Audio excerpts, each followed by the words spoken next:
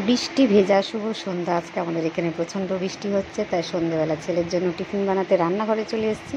তো আজকে বানাবো চিজি বাটার টোস্ট। ছেলেকে বাড়িতে এইভাবে বানিয়ে দিই, তো ছেলেও খেয়ে খুব খুশি হয়। তো দেখো আমি বাটার নিয়ে ভালো করে পাউরুটিটা সেঁকে নিয়েছি, তার মধ্যে ডিমের উপর পাউরুটিটা দিয়ে আর একটা চিজ দিয়েছি।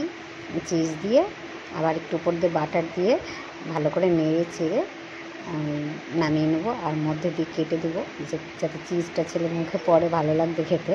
তো ছেলে এইসব খাবার খুব পছন্দ করে, সন্ধ্যেবেলা হলে বায়না করে এইসব খাবারের জন্য।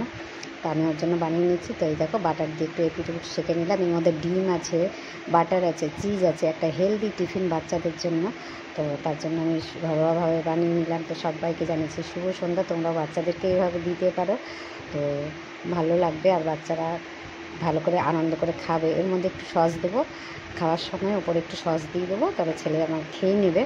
তো এইভাবে আমি শুধু ছেলের জন্যই বানাইনি, আমাদের সবার জন্যই মোটামুটি বানিয়ে নিয়েছিলাম। তাই আমি তোমাদের সাথে শেয়ার করলাম, সবাইকে জানাচ্ছি শুভ সন্ধ্যা। তো এই দেখো কড়াই থেকে এবার আমি নামিয়ে নিলাম, তাওয়া থেকে নামিয়ে ছেলেকে দিয়ে দেবো, তারপরে আবার কটা বানিয়ে নেবো।